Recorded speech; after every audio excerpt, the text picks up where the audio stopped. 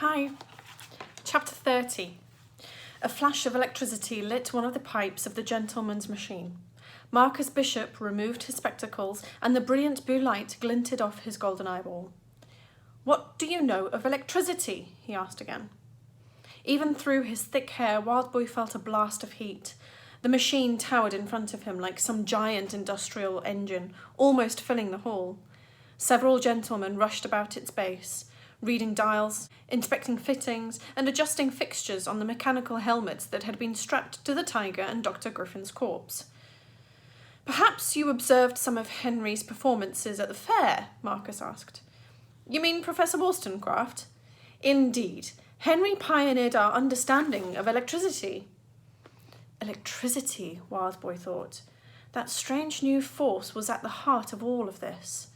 "Don't know nothing about it," he said. "Some clever new science." "No, not new. Electricity is older than mankind. Indeed, electricity is mankind. Allow me to ask you another question. Why do you wish to use the machine?" Wildboy looked up sharply. He saw himself reflected in Marcus's golden eye, a mess of hair and dirt, in his tatty red and gold coat. "'Cause I'm a freak," he said.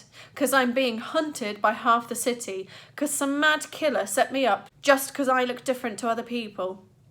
"Is that all you see yourself as?" Marcus said. "A freak? No, I agree with Miss Everett. I do not think that is how you feel. It is, perhaps, how you felt once." Wildboy remembered Clarissa's words before she left him. "So?" he said. "So you have survived for days with half of London on your scent.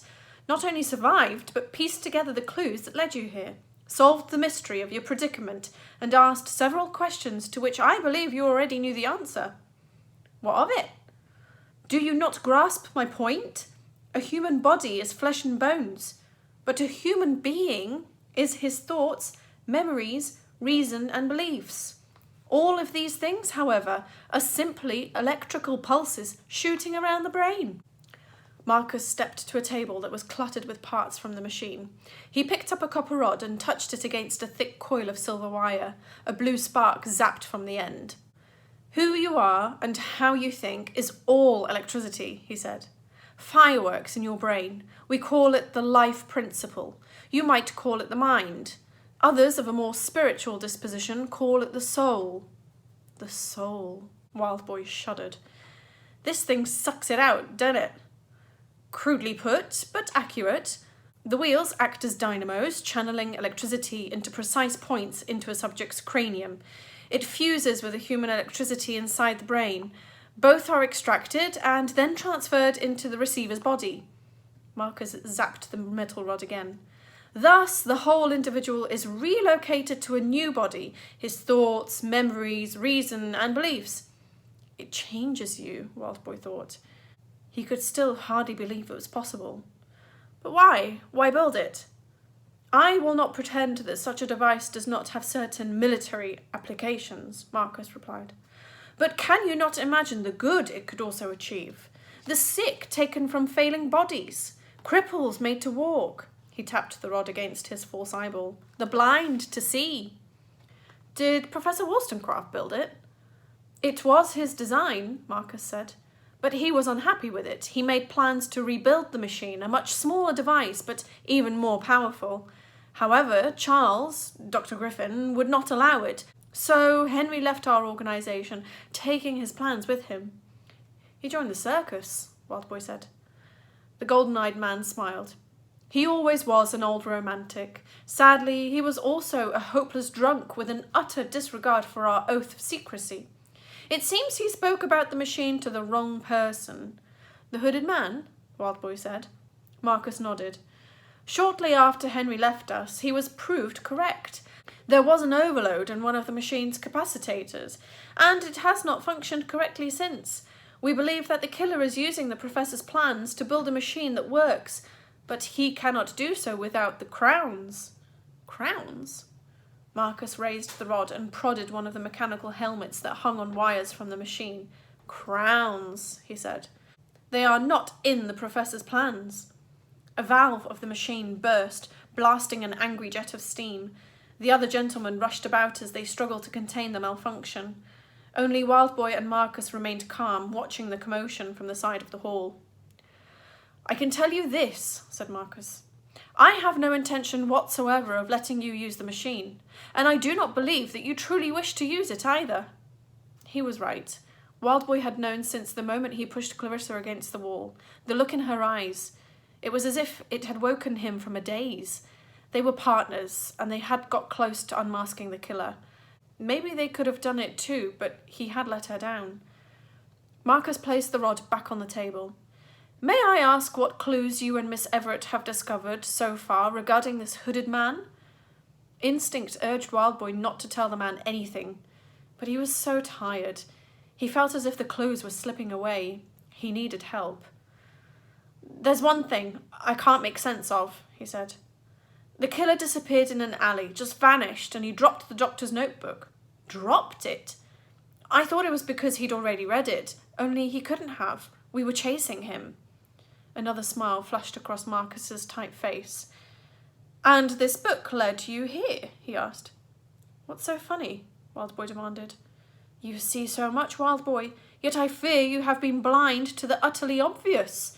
Do you really believe the killer dropped that book?" "I don't know." "Yes, you do."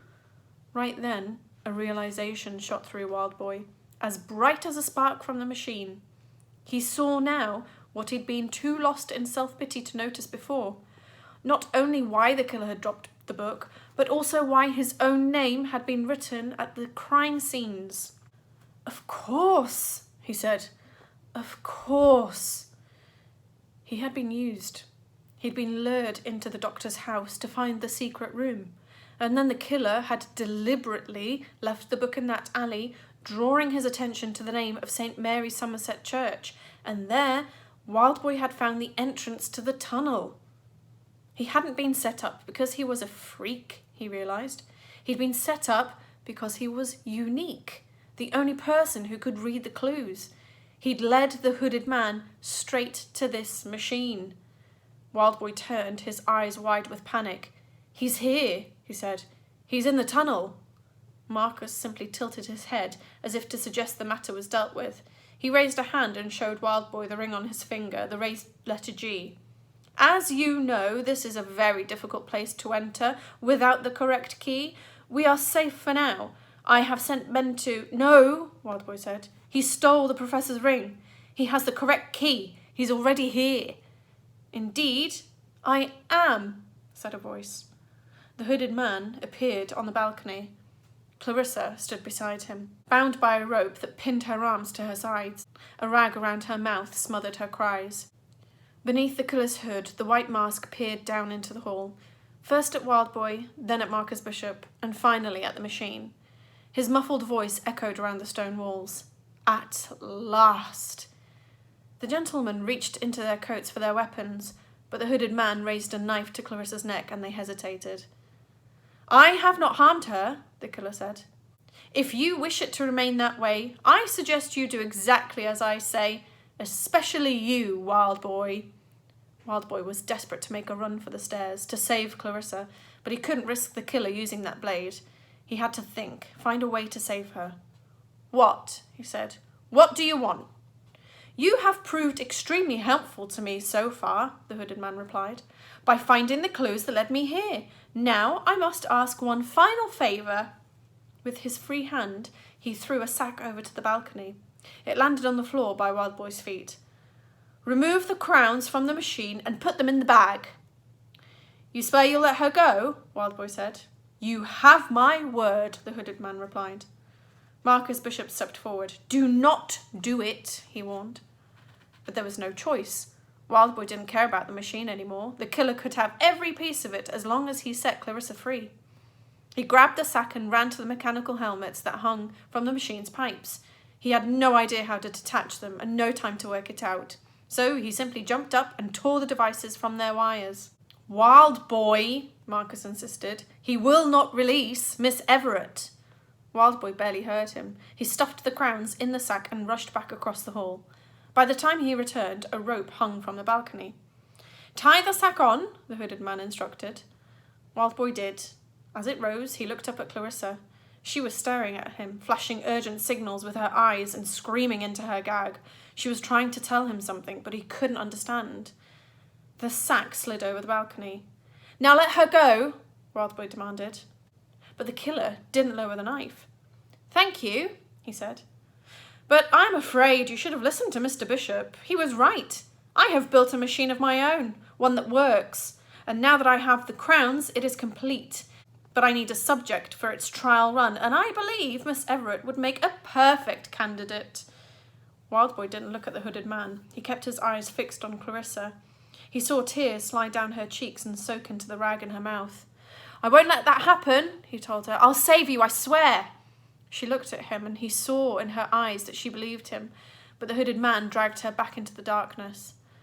"I am afraid, Wildboy, that it is happening," the killer said.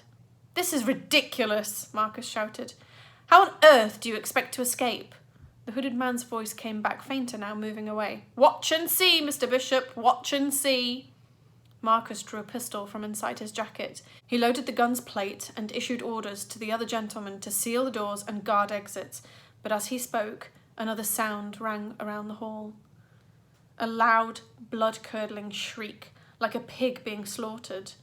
Somewhere, a door slammed, then another and another, as the screeching grew louder. Wildboy turned, listening, confused. He could hear now that the noise was a laugh. No, it was several laughs coming closer. "No," he gasped. "He can't have."